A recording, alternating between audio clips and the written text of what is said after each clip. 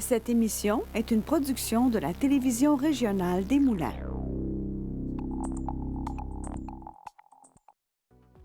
Avec la collaboration de la Chambre des commerces et d'industrie Les Moulins, le CFP des Moulins et le CFP des Riverains, fiers partenaires de Fibre E.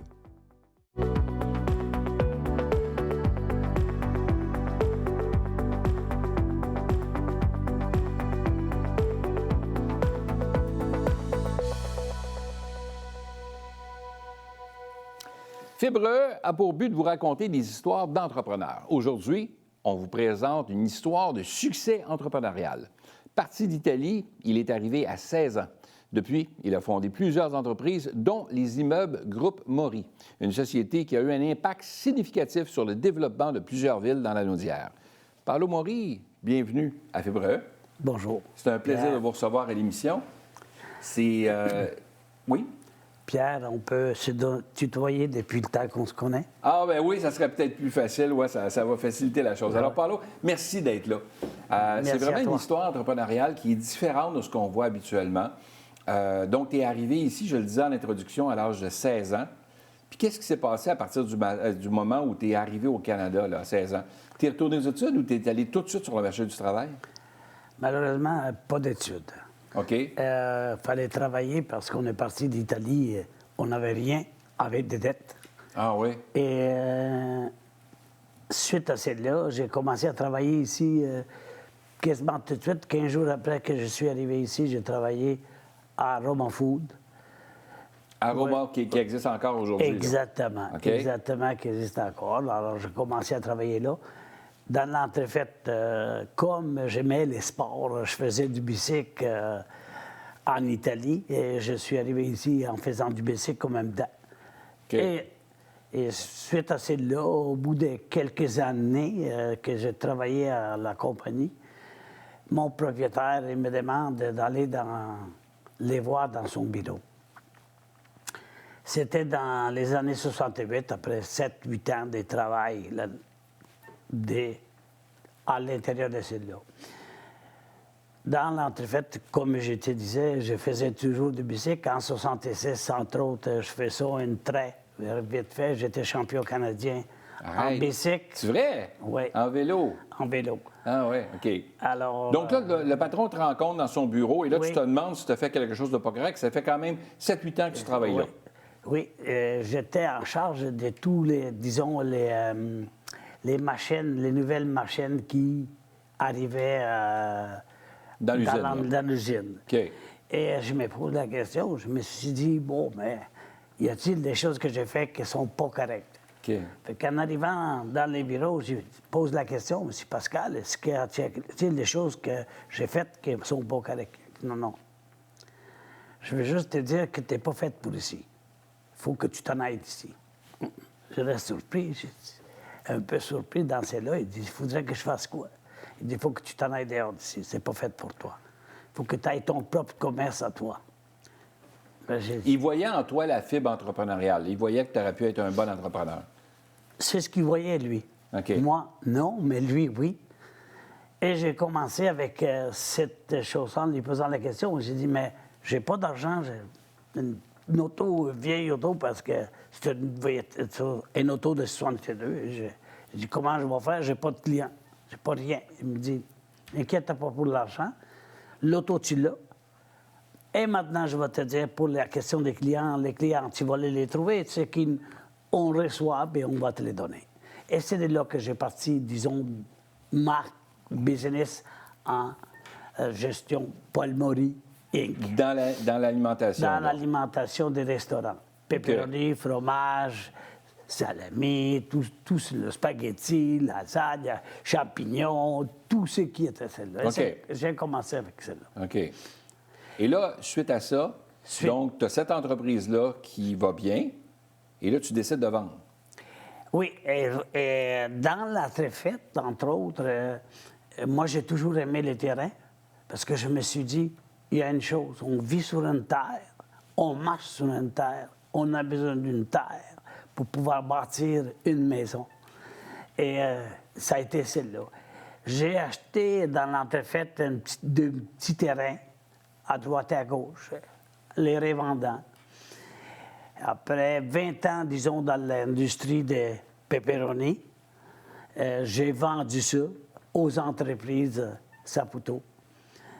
Et dès là, disons que j'ai gardé une couple de restaurants, une couple d'années, puis par la suite, je suis lancé vraiment dans les... Plus le côté plus immobilier. le côté immobilier, ouais. OK. Dans les années 80, la compagnie Franco, il y avait beaucoup de terrains à vendre, dont les directeurs généraux, c'était un ami à nous, il dit « Paolo, je sais que tu aimes les terrains. Maintenant, on a des terrains à vendre. On peut te les financer. » Parce que je n'avais pas assez d'argent pour pouvoir acheter ces grandeurs de terrains-là. Alors, j'ai acheté celle-là ici, à Mascouche, dont c'est les jardins de Versailles, qu'on les appelait dans ce temps-là. Il y avait 16 millions 500 000 pieds de terrain, plus ou moins, là. Et j'ai commencé avec ça à préparer, disons, des projets, des maisons. Et tu as développé beaucoup au fil des années, là. Au fil des années. Est-ce que tu t'es toujours vu entrepreneur? Est-ce que quand le patron t'a rencontré dans son bureau puis t'a dit « Écoute, tu n'es pas fait pour travailler dans une usine, tu devrais être un entrepreneur », est-ce qu'au départ, pour toi, c'était clair qu'il y avait raison ou tu disais « Ah oui? » Non, du tout. Je me posais même la question. J'ai dit comment je vais faire? Comment je vais préparer les factures? Aller voir les clients? Ils m'ont donné des conseils. Ils m'ont donné des conseils vraiment pour pouvoir me diriger de la façon que lui pensait. Et à partir de là, après ça, c'est moi. On peut dire que cette personne-là a été un peu un mentor pour toi, pour t'aider à te structurer, à te partir, parce que, comme tu le dis, tu n'as pas eu la chance d'aller à l'école comme tu t'aurais peut-être souhaité y aller. Donc, il y a peut-être des choses qui te manquaient de ton côté, donc tu l'as appris sur le terrain, là. Exactement. Et là, aujourd'hui, évidemment, tu possèdes beaucoup d'immobilier, tu as construit beaucoup, tu t'es associé avec des gens aussi dans des projets immobiliers pour construire des maisons et tout ça, dans la Naudière et tout ça. Pourquoi la Naudière? Bien, moi, je suis arrivé ici à Terrebonne dans les années 72. Donc, il y avait Loignot Durand dans ce temps-là qui construisait dans ce coin-ci.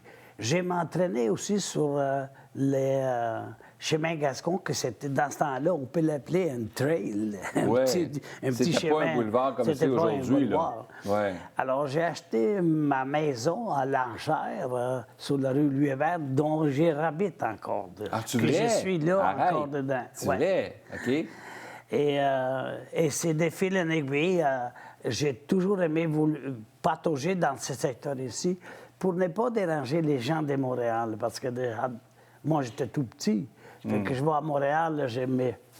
Disons que c'est beaucoup plus ardu à travailler avec Montréal, de un. Et deuxièmement, je ne voulais pas déranger les gens de Montréal. Ouais. Ça a été mon but. OK. Donc, tu as développé plus ton parc immobilier ici dans la région, puis la ville s'est développée au fil des années. Tu as des projets, là, et aujourd'hui, tu travailles encore beaucoup, là. Oui, je travaille encore beaucoup. Tu n'es pas à la retraite du tout, là? Non, la retraite, pas le temps. Pierre, on a beaucoup de temps. Quand on va être à l'horizontale, on a plus de temps qu'on veut. Oui, hein? Oui, c'est vrai. C'est une bonne philosophie. Puis tant que la santé est là, tu es en forme, donc tu le fais encore beaucoup, là. C'est sûr que là, je suis encore en santé, alors je peux me permettre ça. Si la santé ne serait peut-être pas là, je verrais peut-être quelqu'un qui t'écoute et qui dit « OK, c'est beau, on achète des terrains et tout ça », est-ce que aujourd'hui, quelqu'un qui veut se lancer dans l'immobilier comme tu l'as fait, est-ce qu'il y a encore une accessibilité aujourd'hui? Est-ce que c'est encore... C'est pas la même chose que c'était avant, non? Est-ce que c'est encore facile ou pas? Il y a toujours... Il y a des niveaux qui sont là. C'est sûr que dans les années 70, 60-70, on achetait un duplex pour 22 000 $. D'ailleurs, on a acheté ça en 64-66 avec mon oncle, un duplex pour 22 000 $. Aujourd'hui, ce n'est plus ça, là. c'est 500 000 $. Alors, et on évolue avec celle-là. Tout a changé. Aussi, les systèmes des villes ont changé. Oui, c'est beaucoup plus dur aujourd'hui. Je pense que les gens comme moi, qui n'avaient pas d'instruction plus qu'il faut, ça serait beaucoup plus difficile, disons, de les faire. Mais oui, il y a toujours une évolution qui peut se faire. Parce que c'est juste la question des monnaies qui change. La valeur, c'est plus. C'est celle-là. Ça prend un peu plus, disons, de liquidité, si on peut dire ça. Oui, pour faire le move.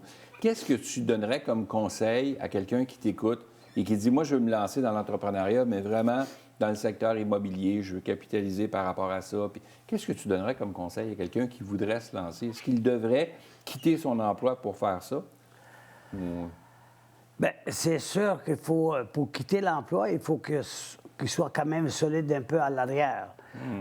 Pour commencer, bien, on commence toujours avec des terrains des tout petits. On peut commencer avec un duplex, un triplex, graduellement. Et après ça, un deuxième, un troisième, et puis par la suite, créer un peu plus de solide. Avant de quitter l'emploi. Avant de quitter l'emploi, oui. Pour avoir une base, là. Oui, pour avoir une base solide à l'intérieur de celle-là. Quand tu regardes le chemin parcouru aujourd'hui, est-ce qu'il y a des choses que tu aurais fait différemment? Je pense pas, non. Non? Non, parce que, disons, pour moi, ça a été celle-là. Te dire que c'est arrêté différent, ce serait difficile. Parce qu'on peut le voir d'un œil différent, chacun a sa façon. On peut lui donner une base, un principe, mais après ça, chacun il va selon sa volonté, selon sa philosophie. C'est pas... Aujourd'hui, c'est beaucoup plus dur, un peu, c'est sûr, certain, parce que ça prend beaucoup plus de garanties, ouais. Équité monétaire, mais on peut y réussir aujourd'hui comme, voilà, 20, 30 ans passés, là. C'est juste un air qui est différent aujourd'hui, là. Écoute, c'est un plaisir de te recevoir parce que tu es encore aussi dynamique que comme je te connais, là, ça fait longtemps qu'on se connaît, là, mais tu es toujours aussi passionné, tu aimes toujours le domaine dans lequel tu es et tu n'arrêtes pas, tu continues. Donc, le travail, ça devient ta santé pour toi, là. C'est de poursuivre tout le temps, là. Oui, exactement. S'il faudrait que je m'arrête, même après tout ce que j'ai eu des pontages, j'ai eu la veine, j'ai eu beaucoup de petites des opérations. Mais si on s'arrête, je pense que notre cerveau, notre système devient mort. Je pourrais pas. Paolo, merci beaucoup d'avoir été avec nous. C'était un plaisir de te recevoir à l'émission. Merci à toi.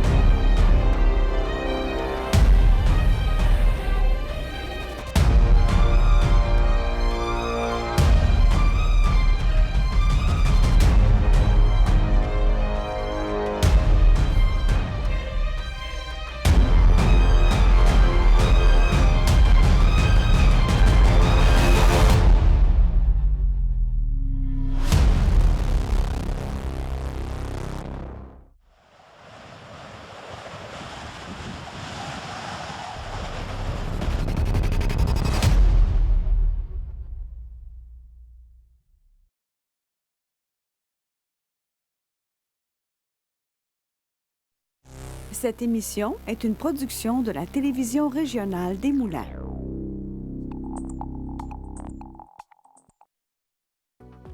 avec la collaboration de la Chambre des commerces et d'industrie Les Moulins. Le CFP des Moulins et le CFP des Riverains, fiers partenaires de Fibre E.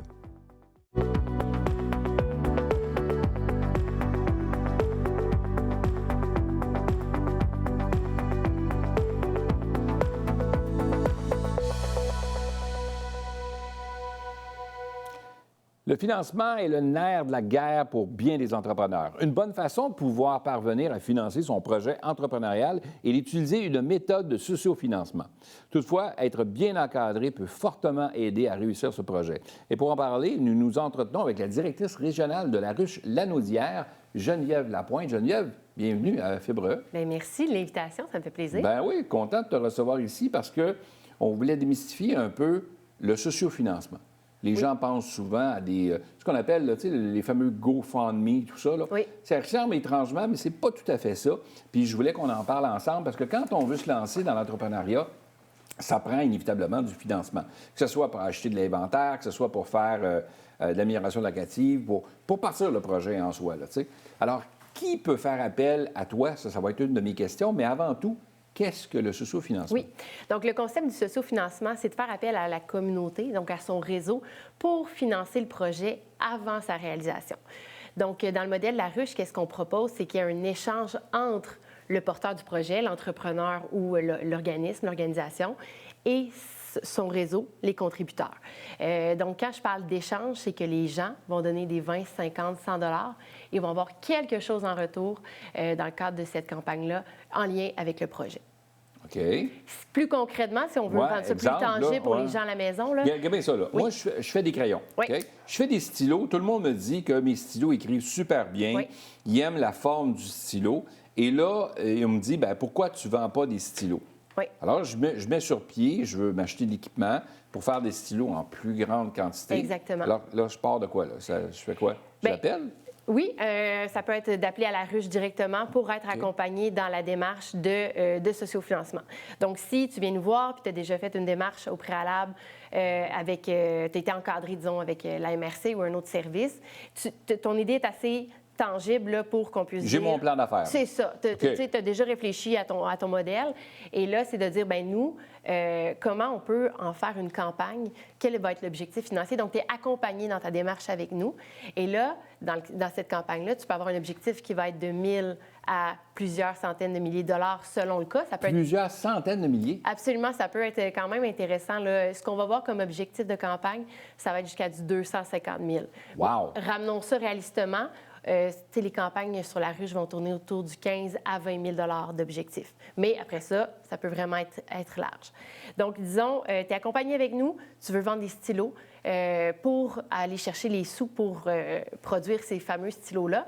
Eh bien là, tu vas être accompagné avec notre équipe. Et tu vas pouvoir prévendre, disons, des ensembles de stylos. Ça peut être très varié en dehors de ça, mais ça pourrait être un exemple de produit que tu offres. Donc, les gens viennent sur la plateforme de la ruche, choisissent un ensemble de stylos qui les intéresse, par exemple, sont préautorisés sur leur carte de crédit. Et quand ton objectif est atteint, c'est là qu'ils sont débités et que tu réalises ton projet et tu livres les fameux stylos. OK. Oui. Donc, eux autres vont mettre un montant qui équivaut à la valeur du stylo? Non. Ça va être du cas par cas, je te dirais. Parce que dans certains cas, ça peut être de dire on ne veut pas dévaloriser le montant du produit. Dans d'autres cas, bien, on va reconnaître que le soutien financier en amont permet d'aller chercher un petit rabais. Donc, notre équipe va aiguiller... Travailler quelque chose. Absolument. Qui fait que la personne qui va investir, que ce soit 20 50 ou 100 dans le projet, parce qu'il y croit, éventuellement, quand le projet va être mis en place puis qu'on va commencer la production, cette personne-là qui a investi ce montant-là va se voir attribuer probablement un produit qu'il va recevoir parce qu'il y croyait au départ, donc il va avoir droit à quelque chose. Là. Exact. C'est pas de la charité, là. On soutient un entrepreneur auquel on croit et on a quelque chose en retour en lien avec le projet. Ouais. OK. Comment on fait pour le populariser, ça, à partir du moment où moi, je vais voir la ruche puis dire, OK, j'ai une campagne de sociofinancement, j'en parle à mes amis, j'en parle à... Bien, la bonne nouvelle, c'est que ça fait plus de 10 ans maintenant qu'on fait des campagnes de sociofinancement à la ruche et on a monté une... Tu as commencé ça jeune? Oui, non, je sais pas moi. On a une boîte à outils avec plein d'outils pour guider les entrepreneurs. Donc, nous, on est toujours en mode conseil et on va avoir, disons, un calendrier de diffusion pour les réseaux sociaux parce que ça reste un canal de communication super pertinent quand on veut promouvoir une campagne de sociofinancement. Donc, on va aider l'entrepreneur à faire lui-même ses démarches par la suite de promotion. OK. Quand on a des projets comme ça, des fois, on pense que, bon, le stylo va être admissible. Y a-t-il des projets sur lesquels c'est pas admissible? On peut pas penser au sociofinancement. On va voir des projets dans à peu près tous les secteurs d'activité. C'est plus facile d'exclure qu'est-ce qui n'est pas admissible, je dirais, là. Donc, on va être dans ce qui est l'industrie pharmaceutique et tout ce qui est non éthique. Donc, le tabac, l'industrie du sexe et la violence, en gros. Là. OK. Ça, c'est pas admissible. Non. On ne peut pas faire de sociofinancement. Non. Pour un jouet quelconque qu'on a inventé, on ne peut pas faire ça. Là. Et voilà. Okay. Fait qu'enlevez-vous ça dans la tête, passez à autre chose. Donc, le sociofinancement, c'est excellent pour ça. Maintenant, quand on dit, j'avais une question pour toi que je voulais te poser parce que je trouvais ça important, parce que il y a plusieurs plateformes qui existent, là. Beaucoup de gens qui veulent nous soutirer des sous en disant que ça va être fructueux, puis ça va être...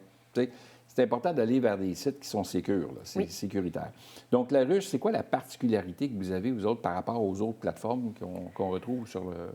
On en a trois principales, je dirais. C'est l'accompagnement qu'on offre, que chaque porteur de projet, donc chaque entrepreneur qui vient nous voir, est pris en charge tout au long de son parcours. On fait des rétroactions de pages de campagne pour s'assurer que la campagne est A1 avant d'aller en ligne et qu'elle a toutes les chances de succès.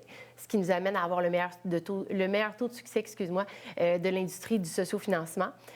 À cela s'ajoute le fait qu'on a un enracinement régional au Québec. Donc, on est à la grandeur de la province et dans chaque région, on va avoir des ressources comme moi, là, dans la Nodière, qui sont là pour s'assurer qu'un porteur de projet qui vient nous voir, qui a des besoins, disons, qui a besoin d'aide avec son plan d'affaires.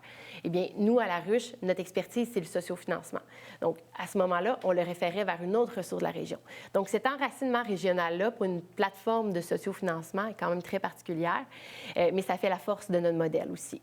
Et mon dernier point, parce que je pourrais parler pendant des heures, ce serait l'accès à du financement additionnel. Donc, le financement additionnel, c'est un complément qui vient se greffer, c'est un bonus sous forme de bourse, de prêt ou de subvention de nos partenaires pour des entrepreneurs qui réussissent leur campagne sur la ruche.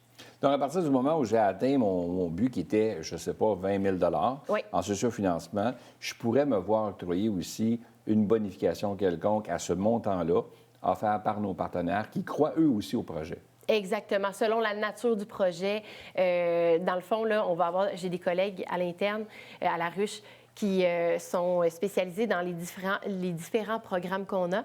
Et quand une personne cogne à notre porte, un entrepreneur cogne à notre porte, on valide avec lui s'il y a une admissibilité potentielle. Puis, dans la mesure où il est admissible, il fait la démarche de demande à même l'accompagnement de la ruche. OK. Je fabrique des stylos, oui. Toujours sur la même histoire. Je fabrique des stylos. J'ai mon institution financière avec qui je fais affaire depuis que je suis tout petit. Et là, je décide de demander un prêt, comme je le fais pour une voiture ou autre, et je suis admissible pour un prêt, exemple, de 15 000 pour ce projet-là. Mais j'ai besoin de 20 000. Je peux me tourner vers du sociofinancement pour aller chercher les 5 000 qui me manquent? Absolument. Puis ça se combine? Ça se combine assurément. Puis ça peut être des fois, ça va même être un requis de certains bailleurs de fonds de dire va chercher un montant dans ton réseau ou amène-nous une mise de fonds de, disons, de 5 000 puis on va te donner ton prêt de 15 000 Mais la campagne sur la ruche, les sous qui sont recueillis à la fin de cette campagne-là peuvent devenir la mise de fonds pour accéder à un prêt de 15 000 par exemple. OK. Dans le cas d'un prêt, souvent, on va avoir à mettre en garantie certaines choses. Ça te prend un excellent crédit, tout ça. Quelqu'un qui n'a pas l'opportunité d'aller vers son institution financière, puis qui part tout de suite à zéro, là, puis qui demande une campagne de sociofinancement, est-ce qu'il a une garantie quelconque à offrir? Bien, je veux dire, quand tu es un jeune entrepreneur, tu n'as pas grand-chose, tu n'as pas de grand actif. Certains n'ont pas, là, ils partent de zéro. Oui. Là. Mais qu'est-ce qui est intéressant avec notre modèle, c'est que l'important, c'est que dans la mesure que l'objectif est atteint, donc le 100 disons le 20 000 est atteint, l'entrepreneur s'engage à livrer ce qu'il aura prévendu dans le cadre de sa campagne. Donc, c'est ça la garantie à fournir, si je peux l'exprimer comme ça. Fait que quand nous, on va mettre si je peux dire, mettre une campagne en ligne, la rendre publique sur notre plateforme, il faut que l'entrepreneur soit assez certain de son coût que si son 100 % est atteint, son projet se réalise. OK. Si le projet ne se réalise pas? Si le projet ne se réalise pas... Je me fais l'avocat du diable. Parce que, tu sais, il y a des gens qui me disent « Ouais, mais là, moi, mon intention est bonne, puis, tu sais, je veux pas que personne perde dans tout ça, puis je trouve ça le fun que des amis, des gens qui me connaissent même pas, mais qui trouvent que mon idée est géniale de faire ces stylos-là, ils s'attendent à quelque chose de moi en retour. Donc, j'ai à produire, puis mon intention, c'est de produire, mais il arrive quelque chose qui fait que je ne peux pas produire. Maladie nous frappe, ou peu importe. Il se passe quelque chose qui fait que la personne, l'entrepreneur, ne peut pas réaliser le projet. Est-ce qu'on rembourse tout le monde? Ou... Absolument. Ce serait ça que, dans le fond, la ruche devient la vitrine pour lier l'entrepreneur à ses contributeurs, à ses clients. Et dans la mesure où le projet ne se réalise pas, l'entrepreneur ou l'organisme, l'organisation est lié... voyons, excuse-moi. Selon la loi de la protection du consommateur. Ah, voilà. Excuse-moi, okay. merci. Non, c'est bon. Donc, la loi de la... Oui, bien, c'est ça. Fait que, dans le fond, ils sont protégés, là. Oui, absolument. Puis, tu sais, je touche du bois, là, mais ça s'est toujours bien passé jusqu'à présent. Bien, je pense qu'à départ, c'est quelqu'un qui a un beau projet de financement puis qui veut aller de l'avant, qui veut aller de l'avant avec un beau projet, je dis pas de financement, mais un beau projet entrepreneurial, puis on veut mettre de l'avant les stylos, que ce soit des verres, peu importe le produit, on a déjà une bonne idée de où on va aller. Je pense qu'il y a une passion aussi qui habite l'entrepreneur qui fait que le projet va se concrétiser. Absolument. Puis ça se transpose dans la façon que le projet est présenté. Il y a une vidéo sur chaque page de campagne. Donc, l'entrepreneur a même l'opportunité de faire la vidéo puis vendre son concept là, de ce qu'il veut faire et tout ça. Exactement. Ce qui va inspirer les gens à vouloir donner à cette campagne-là. 100 statistiquement parlant, ça démontre qu'il y a un plus haut taux de soutien aux campagnes lorsqu'il y a une vidéo. On parle quand même là, de montants intéressants. Là, on parle d'une moyenne là, de, mettons, entre 10 et 20 000, à peu près 25 000 là, mais ça peut aller jusqu'à 100, 200 000, comme on le disait en début d'entrevue. Là. Oui, exactement. Wow. Les plus grosses campagnes, c'était pour de la croissance d'entreprise. Ça a été des campagnes qui ont levé plus de 250 000 et qui ont reçu une subvention rattachée à ça de 250 000 également. C'est pas rien quand même. Là. C'est énorme, oui. On est très, très fiers du modèle, de là où est rendu notre modèle aujourd'hui. Et là, on a parlé aujourd'hui de la ruche Lanaudière, mais disons-le, il y en a un peu partout au Québec, des ruches. Des ruches, ça s'installe un peu partout. Donc, faites affaire avec votre localité parce que si vous n'êtes pas dans la région des Moulins ou de la région de Lanaudière, vous pouvez faire affaire avec d'autres. Vous n'aurez pas la chance de parler avec Geneviève, mais bon, il y en a d'autres. J'ai des super collègues. Voilà, c'est les super collègues qui sont intéressés. Bien, écoute, merci d'avoir accepté de venir nous voir ici à La Ruche. Ça nous a permis de démystifier un petit peu ce que c'est que le socio-financement parce que partir en entreprise, c'est pas toujours évident non plus. Donc, d'avoir des ressources de financement autres que les institutions financières, c'est toujours agréable. Bien, on est là pour ça. Merci beaucoup, Pierre. Geneviève, merci beaucoup d'avoir été là. Merci à toi. Merci à toi.